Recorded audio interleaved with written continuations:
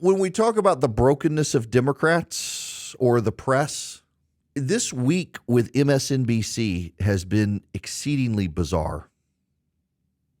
It has been exceedingly bizarre, and I got to wonder if Brian Roberts is even paying attention. Brian Roberts is the chairman and CEO of Comcast.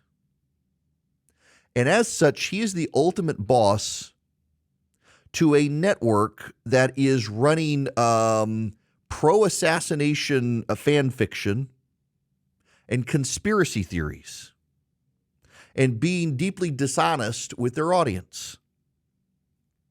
If you watched MSNBC any this week, and it was actually kind of funny to watch, you would have thought they were at the Republican convention.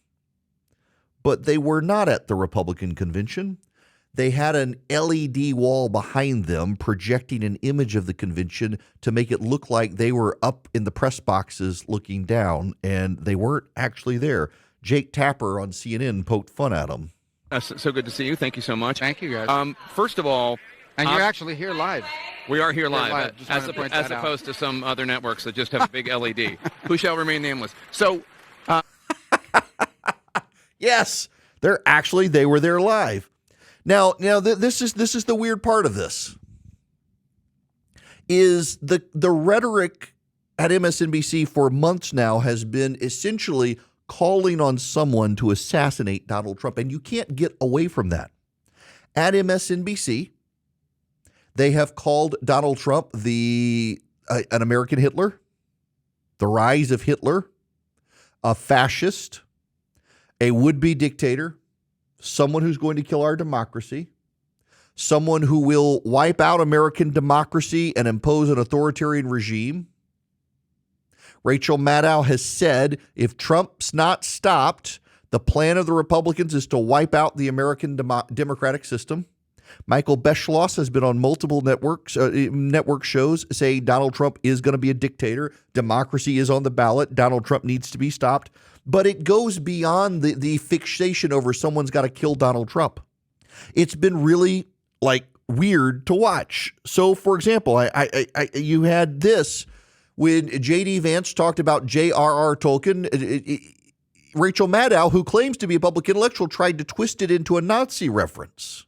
Like Mr. Teal, who has named his companies after things in the Lord of the Rings series of JRR Tolkien books. Lord of the Rings is a sort of favorite cosmos for naming things and cultural references for a lot of far-right and alt-right figures, both in Europe and the United States. Peter Thiel names all these things after Tolkien figures and places, like his company Palantir, for example. Like his mentor, like Peter Thiel, who had given him all his jobs in the world, Mr. Vance also, when he founded his own venture capital firm with help from Peter Thiel, named it after a Lord of the Rings thing. He called it Narya, Narya, which you can remember because it's Aryan, but you move the end to the front.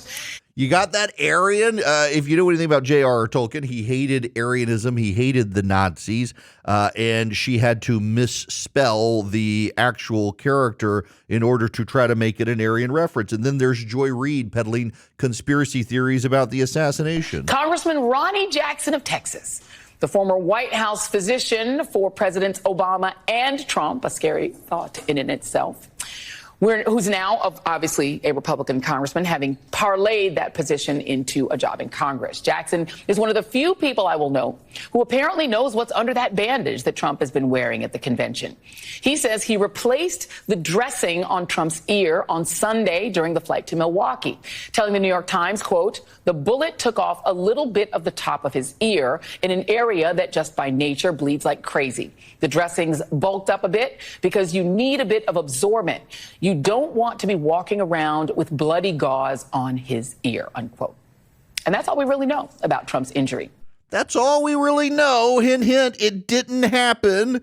And then, of course, there's what's her name, who was upset about JD Vance saying he wanted to be buried in the family plot, that was actually an Easter egg to white supremacy. What does Brian Roberts, the CEO of Comcast, think about this network? They've been wishing for someone to kill Donald Trump. Now that he was shot, they're lying, claiming he possibly wasn't shot. They're lying about white supremacy. They're lying about being at the Republican convention, lying to their viewers, spreading conspiracy theories. You know, a third of Democrats, according to new polling, a third of Democrats believe Donald Trump staged his own shooting. And they're MSNBC viewers. You've had multiple assassination attempts in this country from MSNBC viewers. What is Brian Roberts doing with his network? When will someone ask Brian Roberts what he thinks about this network that has descended into insane conspiracy theories and wishful thinking over killing Donald Trump? It's really bizarre, and there needs to be some accountability.